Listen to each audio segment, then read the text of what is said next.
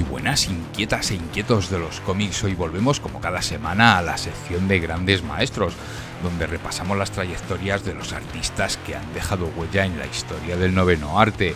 Hoy nos adentramos en el mundo salvaje, caótico y brutal de Simon Bisley, un autor que no sabría si catalogar como dibujante, pintor o ilustrador, destructor de anatomías o apóstol del músculo hipertrofiado, porque el tío lo hace todo y lo hace bien, y con un estilo tan personal que rompe cualquier etiqueta.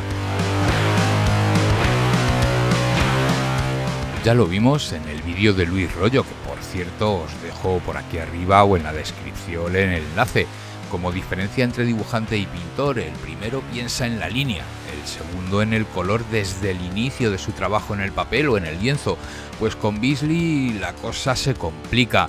Siempre he pensado que un colorista es quien, valga la redundancia, rellena de color las líneas del dibujante, así que siempre es refrescante ver a un autor colorearse a sí mismo, y viendo su manejo del pincel y planteamiento de la página, me lleva a pensar en él como pintor y no solo como dibujante, porque sí, su trazo es sucio, agresivo, lleno de músculo, pero también hay una obsesión pictórica, una manera de preparar los lienzos, las texturas y la forma de aplicar el color que lo acerca más a los grandes de la pintura y la ilustración que al cómic tradicional.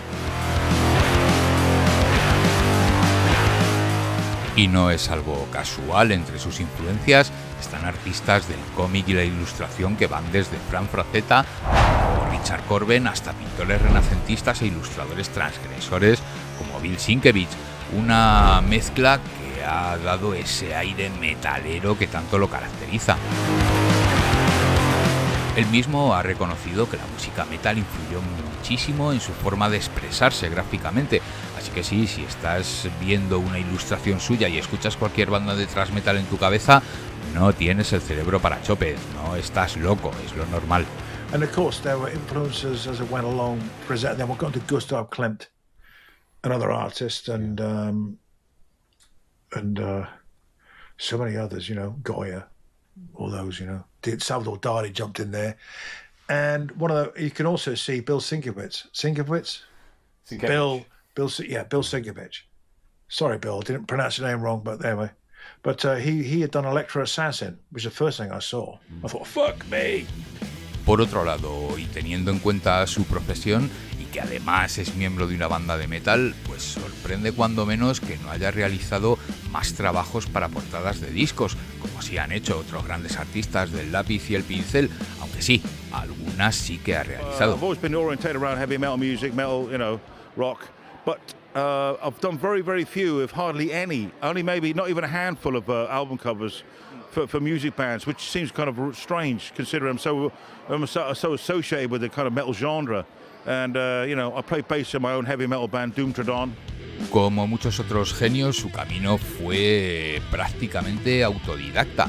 Pasó solo un año en la escuela de arte, donde según él no conectó en absoluto con los profesores, así que decidió ir por libre, y spoiler, no le fue nada mal. En 1986, cuando aún era estudiante de arte, Bisley pintó un robot sosteniendo a un bebé, que llegaría a manos de Pat Mills en 1987 y que fue carátula del LP recopilatorio Metal Warrior, siendo su primer trabajo profesional un diseño de camiseta para la revista Heavy Metal Kerrang. Sus primeros trabajos los encontramos en la mítica revista británica 2000 AD, concretamente en el número 119 con la serie ABC Warriors entre 1987 y 1988. Bisley empezó a mostrar ese estilo hiperdetallado, caótico, en blanco y negro y aún sin lanzarse de lleno al color.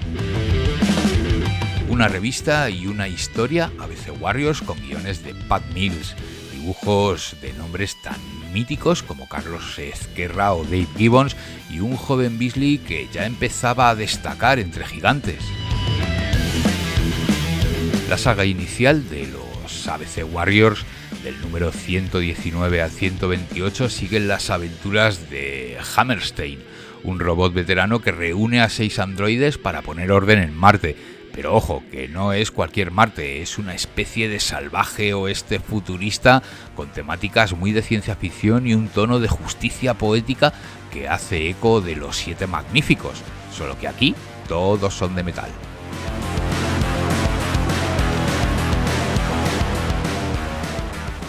En 2000 AD y concretamente en ABC Warriors ya vemos esas características anatomías imposibles, en este caso llevados a la robótica. They've not changed since. They've kind of made it that way, and the people have kept it that way, you know. But I do personally believe that, for example, Metquake, Mongrel, sorry, round. And Hammerstein, I should have kept them more kind of boxy and robotic. That's the whole point of them, you know. They were old, you know. So I have some regrets. I'm not regrets so much, but I could have done them better. I think Joe was a very physical, character, you know. Aunque luego Beasley dibujaría muchas más páginas para 2000 AD, incluso al mítico Juez Dredd, vamos a centrarnos en sus obras más icónicas. Porque si no, este vídeo se vuelve una lista enumerada interminable de Wikipedia y esta no es la idea.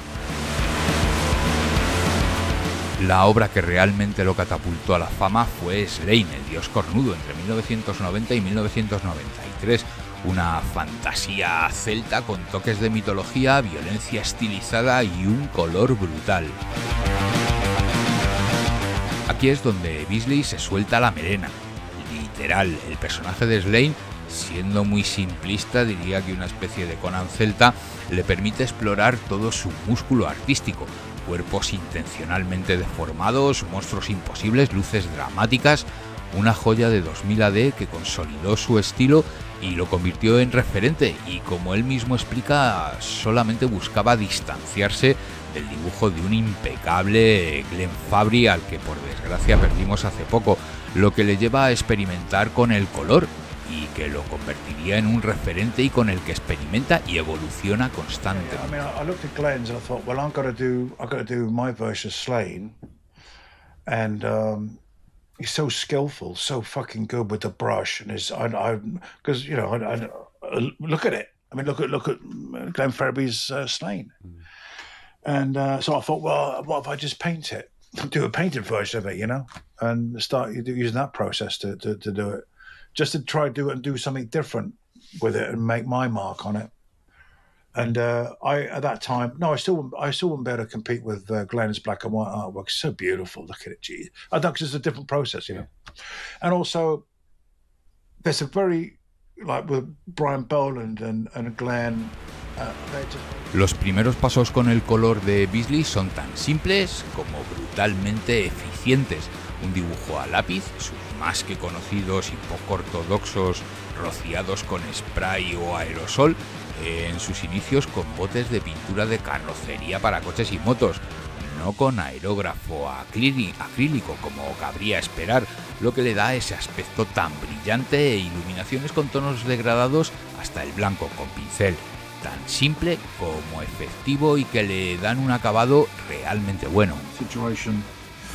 Here, this is right. Now, see, this is. I would have done that in pencil again. You see, that's pencil, and then I would have just sprayed that blue over the top, and then painted the white over the top, blended it in and used a paintbrush like a. I used a stipply brush to dry brush it, so it's quite dry. Then dry the highlights on there, and then pinpoint bits of water. This is very simple. El parecido estético entre Conan de Robert Howard y Slain para un profano es más que evidente, aunque si nos adentramos en los elementos ornamentales son diametralmente diferentes. En Slain también se hace muy evidente la inspiración de un peso pesado de la ilustración, como Frank Frazetta, y la fuerza expresiva de este en sus obras. De Frazetta, por cierto, tenéis un vídeo en el canal pinchando en la esquina o en la caja de descripción. Well, this came from Frank Frazetta's painting of Conan in the 70s. Was it Sphere Books? I forget what it was called. Anyway, there was the famous one with Conan the Barbarian standing with his sword and the woman next to his knee below. The famous Barbarian, the famous Conan. So I realised there's so much power in the static, so much power in the immovable, stoic, in the statues. It was just a strong image which project. This is just everything's that's just so good, man. It just projects power, ease, and a dog represents calm, but danger at the same time. All these kind of symbols I'm using. Sobre Slain tenéis publicado en español en tomos, aunque lo vimos por primera vez en España de la mano de la revista Cimoc, allá por 1990. Y entonces llegó Lobo, su salto internacional con Lobo, retrato de un bastardo en 1992. Comienza su andadura con Lobo, comienza su camino con DC Comics y Beasley redefine al antihéroe quizá más gamberro del universo DC. Su estilo encaja como un guante, humor negro, sangre, explosiones, cuero, motos y mucho músculo. Lobo se convierte en el estandarte de la irreverencia noventera y Beasley en su profeta gráfico. La realización de Lobo le llega al tipo ideal con el personaje ideal. Toda esa vida de motero irreverente se ve expresada en una obra que sin duda alguna queda fuera de todo universo DC Comics, o al menos se siente así, publicado en español por 5 en grapa y en un tomo más reciente de ECC. See, the thing is, a lot of the violence, everything else, because I love doing the bullets, the movement of the body, and that's usually involves violence, a violent movement, which I find fascinating, Although violence is a terribly horrible experience, especially if you're on the losing side of it, or the end of it. But now the thing is, what's important, like with Lobo and Slain, remember I talked about putting keeping a bit of soul of your remains. That remains. I had loves, great experiences, life. Everything I was doing in my life was happening at the time I was doing those illustrations, doing those characters. So you have memories of that time when you were doing it, and they remain in there, and they're embedded in there. And I think because the emotion of it was so genuine, it translates to the reader. But I mean, everything was 100 miles an hour. Everything was like everything. It was just insane. It fueled. I became this thing, Like I said, I mean, do you know what? I said Lobo was quite tame compared to me, except for the killing of the dead one. But it was. I lived that. I was that real life character, and I enjoyed it.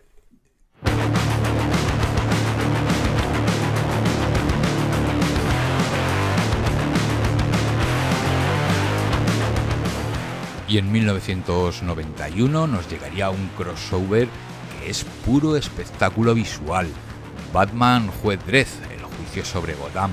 El trazo de Beasley eleva la violencia, la oscuridad y la locura a niveles, yo diría que operísticos, y muy próximo al estilo pictórico de uno de sus referentes, Bill Sienkiewicz, que publicó 5 en un tomito formato prestigio.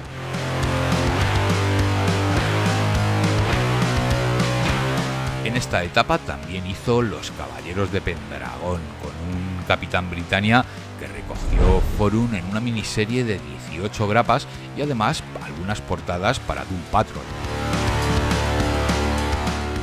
Los 90 están plagados de exploraciones y rarezas.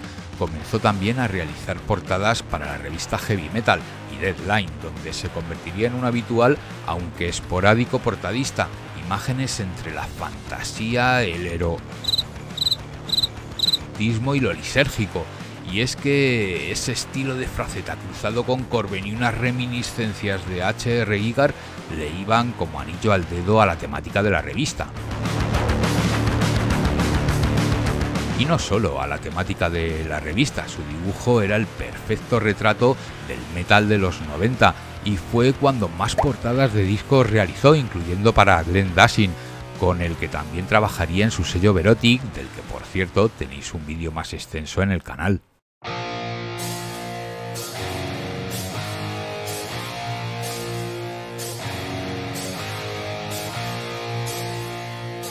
Incluso se atreve con una adaptación visual de la Biblia. Sí, has oído bien, en 1998 para Paradox Press, que publicó en español Norma con su característico enfoque dramático. No es una versión crítica de la Biblia en sí, sino una interpretación visual de pasajes bíblicos a través del estilo característico y enérgico de Beasley, que recoge desde la caída de Lucifer hasta la pasión de Cristo, pasando por personajes emblemáticos como Sansón o San Jorge. Es quizá en esta serie de dibujos donde Beasley se reafirma como uno de los dibujantes que más expresión y fuerza le imprime a sus obras.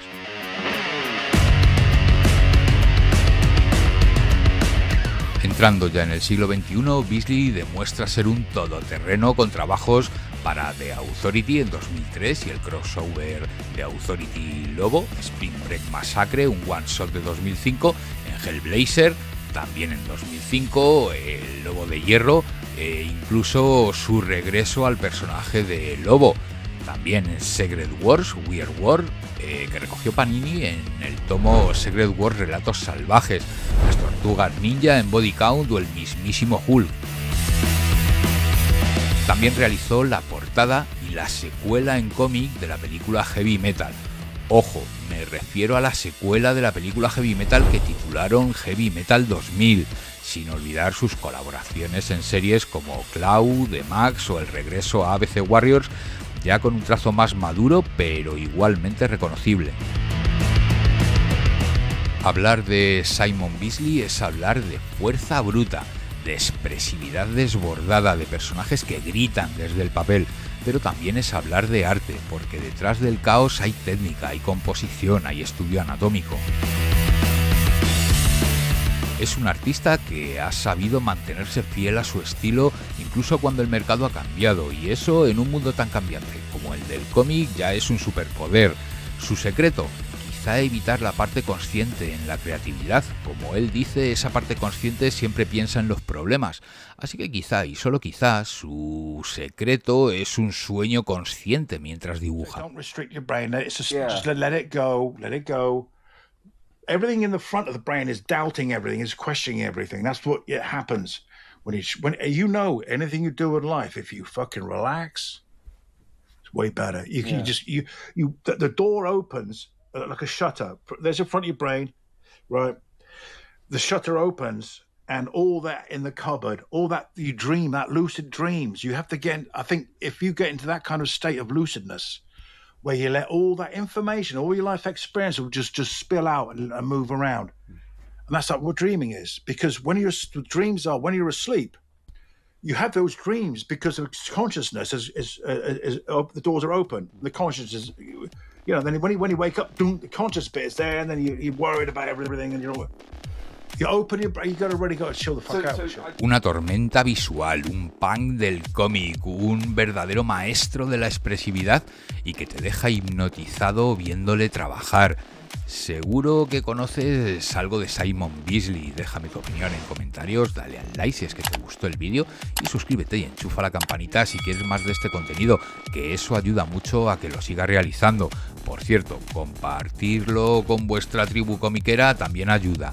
Y si quieres saber más sobre grandes autores del cómic, pincha en alguno de estos enlaces que seguramente también te interesan.